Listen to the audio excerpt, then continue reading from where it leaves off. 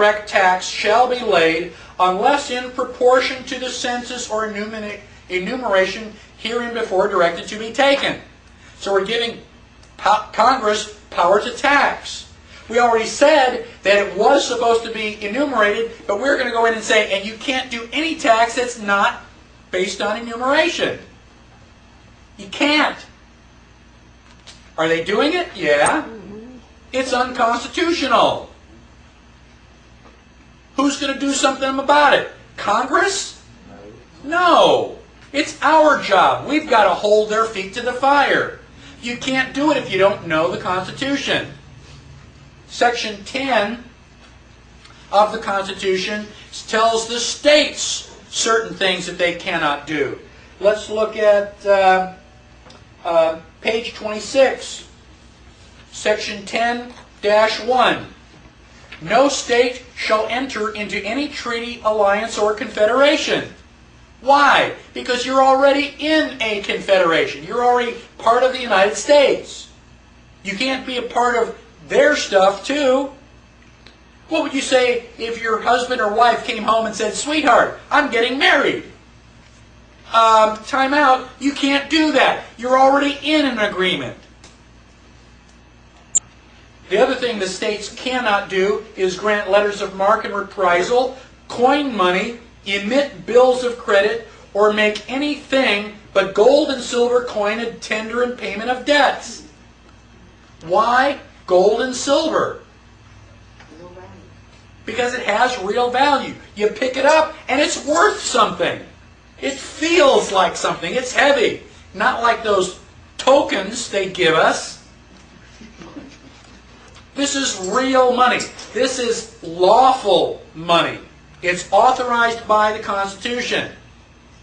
Anything other than gold or silver is unconstitutional for the states.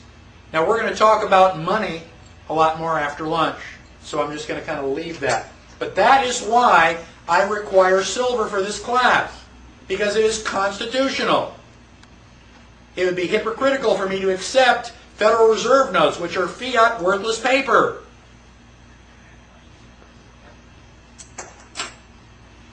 So, Article 1 tells you everything that you need to know about Congress. It gives them a list of things that they are allowed to do. Anything that is not listed in Article 1, Section 8 is, by definition, unconstitutional. Article 2 deals with the executive. The executive is the President of the United States and his Vice President, and everybody else who is enforcing law down to your local police officer. He or she is also part of the executive. Now, it says on page 27, in that third paragraph there, the electors shall meet, each state shall appoint, in such manner as the legislature thereof may direct, a number of electors equal to the whole number of senators and representatives to which the state may be entitled in the Congress. How many representatives does Texas have now? 32. How many senators do we have? 2. So we've got a total of 34 members in Congress. Now, the state legislature can elect as many. So we've got 34 over here in Congress. We're going to create another 34 people. These are electors. What are they going to do? They are going to elect the president. This is your electoral college. It's not the senators and representatives that are voting, but the same number. We've got 535 people in Congress and 535 different people in the electoral college. They are the ones to get the vote. Have you ever seen them on TV? Yes. During the last election down in Florida, when we had this big brouhaha, they finally showed members of the Electoral College. They had like 32 people in Florida who were dropping their ballots in the box. Now, if the people get to direct to vote for the president directly, what does that make the United States? A democracy. Do you want a democracy? No. So the Founding Fathers set up a system to basically say, these people are going to take, the feel of the country, or the feel of the state. Now, if you are an elector, you're supposed to say, okay, all of my group is Republican. And you're supposed to take that into account. And probably 9 times out of 10, you're going to vote Republican because all the people that you represent are Republican. But what if it's 50-50? 50% Democratic, 50% Republican. Now who do you vote for? Your choice. Your choice. Now, if you get 90% Republican, can you vote Democratic? Yes. Yes. It's your choice. You're supposed to do what you think is the smart thing to do. Because if the people all say, oh yeah, let's vote for that Ross Perot guy, and you don't think that's a good idea, you're protecting them from their own stupidity. That's why they elected you. What if the elector is stupid? You elected the wrong guy. How do you get to be elected? What's that? How do you get to be It's based on each state. And what's that? It's going to be different for each state. The state legislature determines how your electors are chosen. And one of the things on my growing list of things to do is to find out how Texas does it. I just haven't had time to get around to it. Through the political parties. Okay? So, if that system is corrupt, well,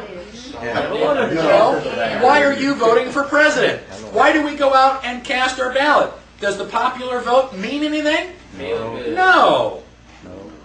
Years and years ago, you have this little car seat for kids, a little plastic steering wheel, so you could sit next to Daddy and you could help drive. I help Daddy. I help Daddy. Okay? If you're going, and turning right with your steering wheel, can the car go left? Yeah, because your steering wheel's not connected.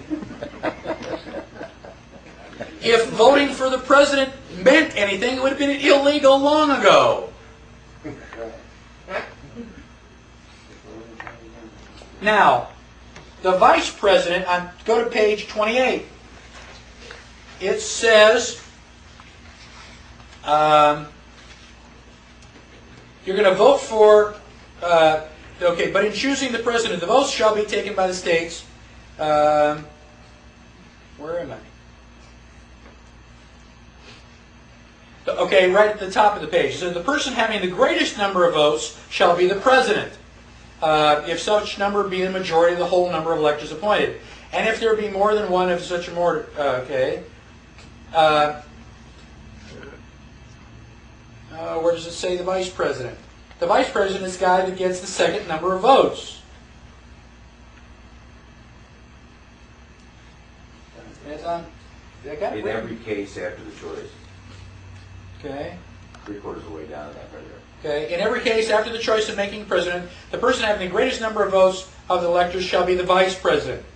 Okay. Is that the way we do it? No. When did that change?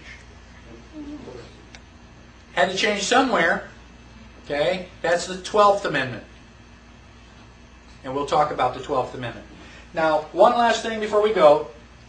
Page 29. Okay. Look at the last paragraph on the page, the bottom of page 29. It says, before he enter on the execution of his office, he shall take the following oath or affirmation. Quote, I do solemnly swear or affirm that I will faithfully execute the office of President of the United States and will, to the best of my ability, preserve, protect, and defend the Constitution of the United States. Just like Clinton did. The oath of office is in the Constitution. They wrote it down. Why? It's a trust. It's a contract. And when you take that oath of office, you are swearing to defend and protect the Constitution. If you don't, it's perjury and treason. So what I want to do is I'm going to stop there. We're going to break for lunch. When we come back, we'll finish up a little bit with the executive. All right?